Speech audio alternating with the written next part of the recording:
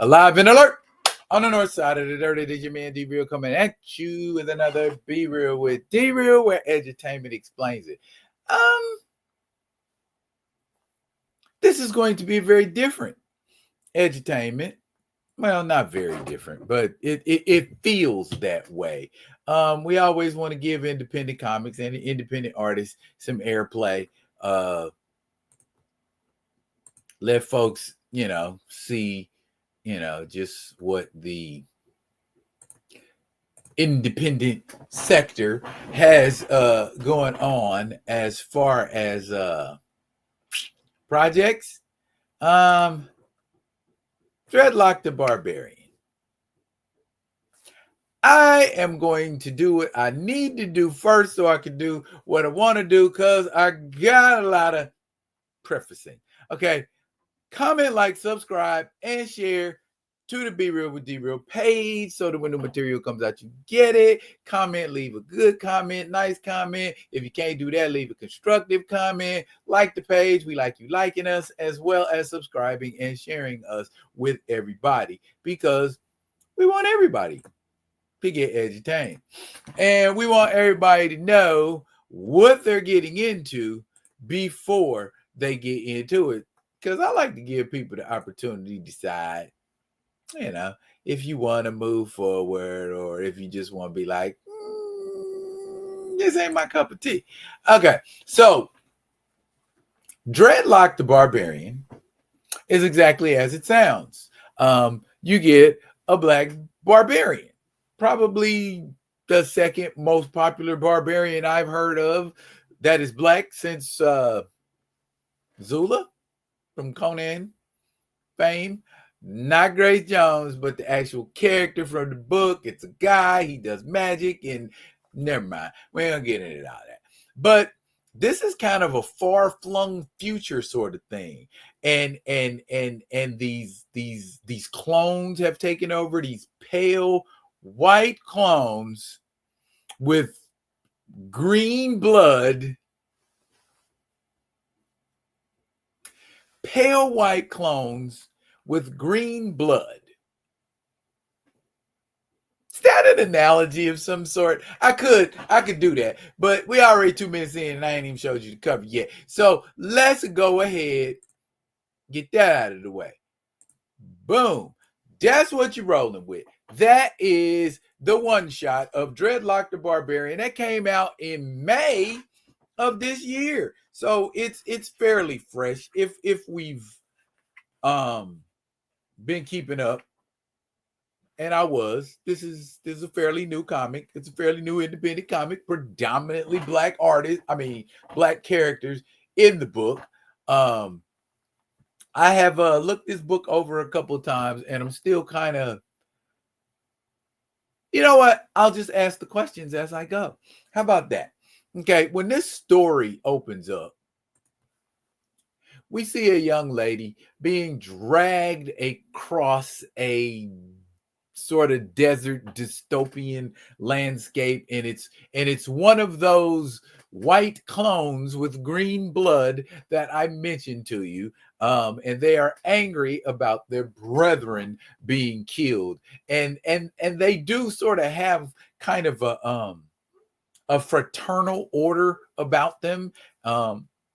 As we progress through this story, we'll find out just how much. But they go to this fortress that kind of looks like a cross between a gladiatorial arena and a circus tent.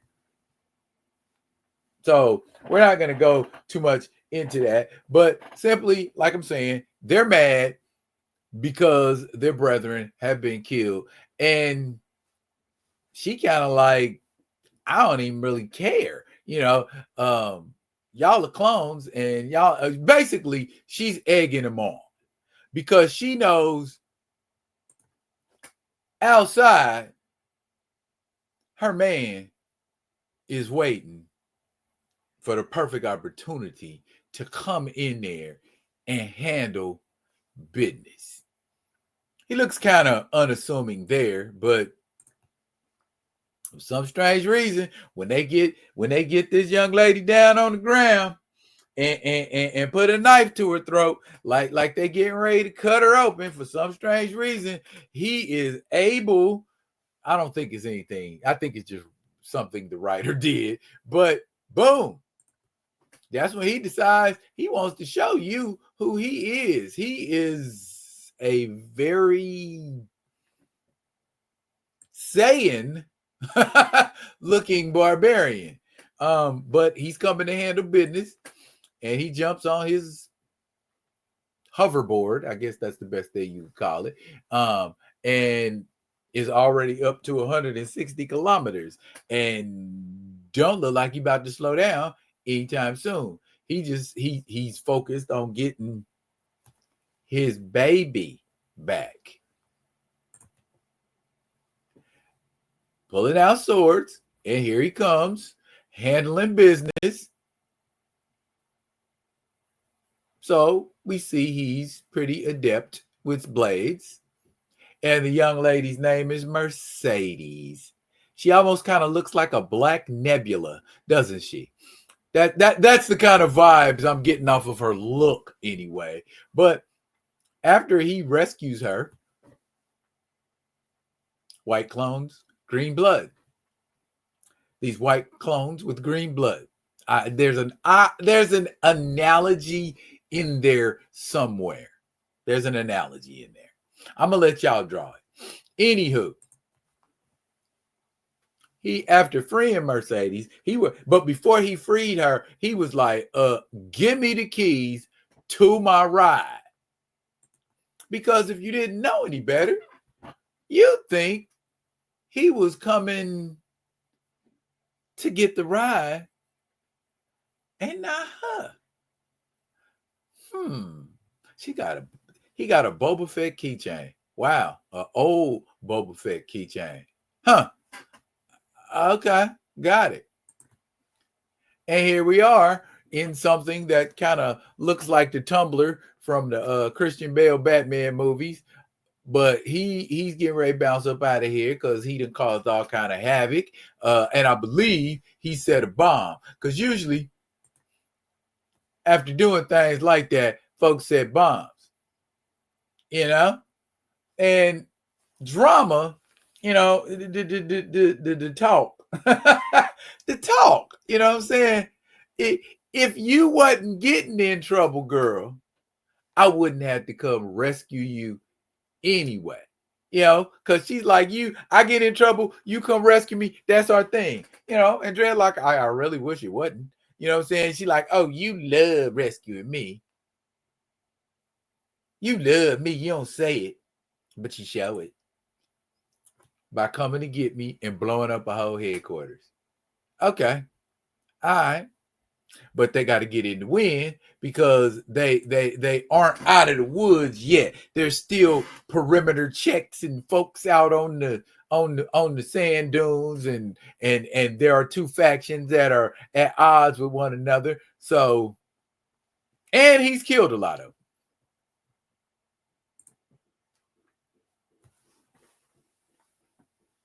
So he loved her, but his ex, Val, is the one who works with all the tech in their crew.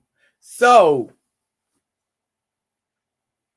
Dreadlock is working in a crew with his girl and his ex.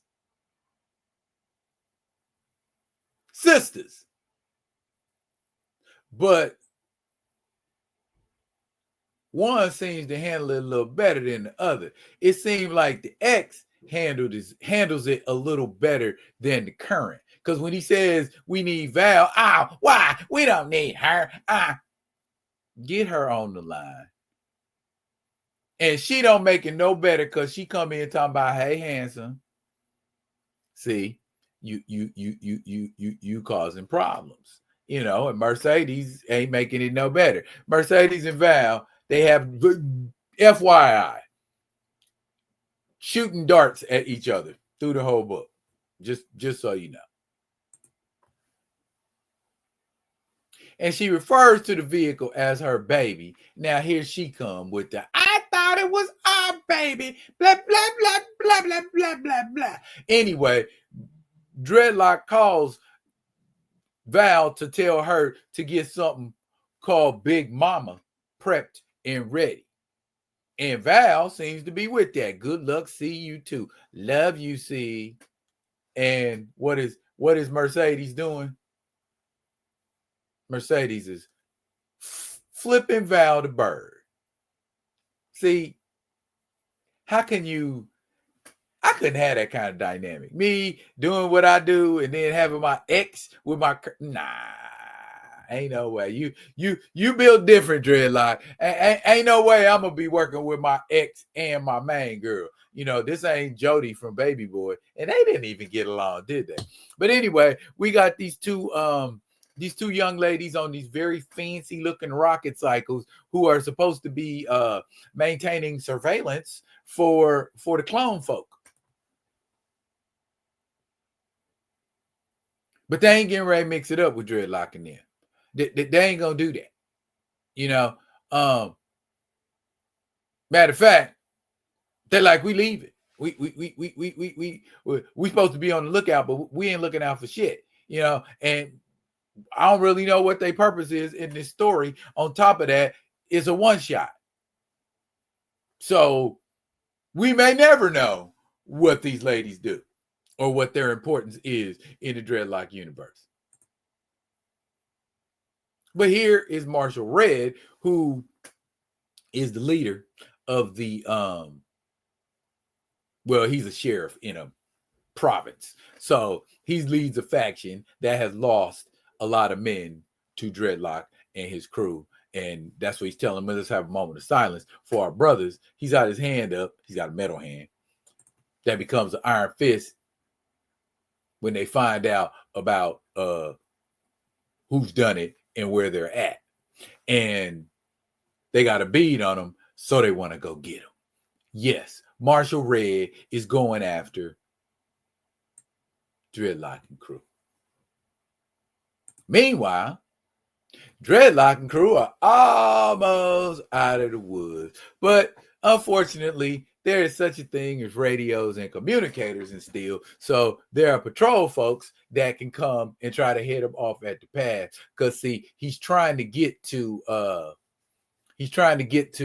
boneyard there, which I guess is like a point that says I'm beyond safe. Once I get out of here, I'm good to go.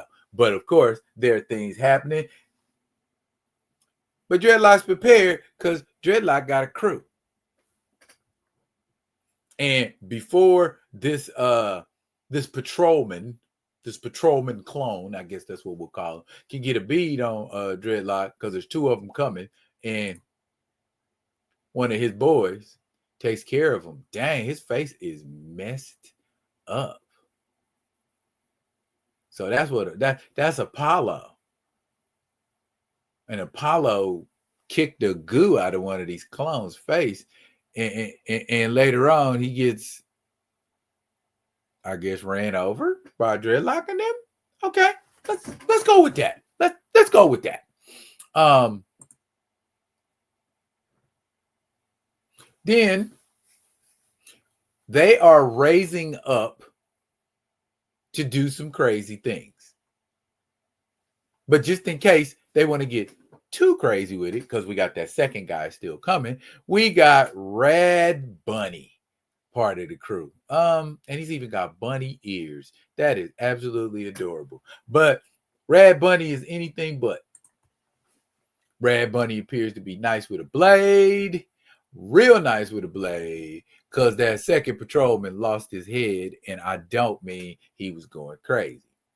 Now, as if Rad Bunny, wasn't enough to handle business, the bad guys got them a giant robot called a mole, which looks like it is formidable enough to deal with Bad Bunny, Dreadlock, Mercedes, their vehicle, and anything else out there. Fortunately for them, that was just when Big Mama pulled up. And Mercedes pulls up, and Big Mama with the rescue pulls they fat up out the fire. They get in Big Mama. and take off happily ever after. The Red Marshal gets his ass chewed by his boss, who's trying to let him know, bruh, we gotta get your stuff under control. But we probably won't see it again. One shot. They're together, throwing shade at one another. Once again, drama in the far-flung future. Y'all are slap.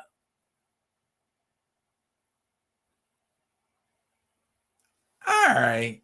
All right. And they got two marshals on their tail. They getting in their ship. They taking off, and it almost kind of looks like sort of a ragtag Star Wars type group at the end. We got the Red Marshal coming after them. We got them chilling. They a crew.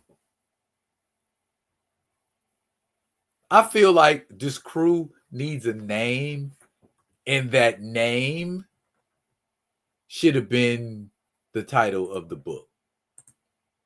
Because although Dreadlock does do some cool stuff in this book, it seems like Dreadlock is being overshadowed by everything and everybody in this book. So I guess my advice would be, if we were going to do another Dreadlock the Barbarian, give us some backstory about why Dreadlock is in that situation and why he's dealing with his girl and his ex. I mean, it's kind of obvious, but we want to see the story. It's like she's needed.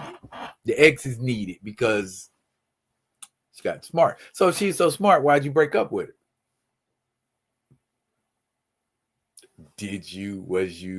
Was you tipping on her with Mercedes?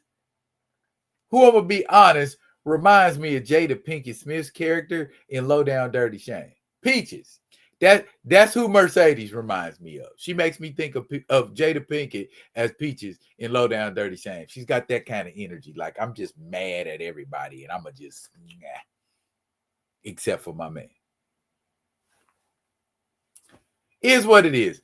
If you can find you a copy of Dreadlock the Barbarian, run out and get it. It's a one shot. And I'm being perfectly honest, that's all it needs to be. And I don't mean no shade, but I mean, that's just me. If y'all read it and y'all glean a different image or a different kind of viewpoint out of it, let me know. But that's where I'm at with it. Let me know how you feel about it in the comments. That's it for now, y'all. But fret not, I'll be coming at you with another one of the other ones. And until I do, y'all be good. Be good to each other.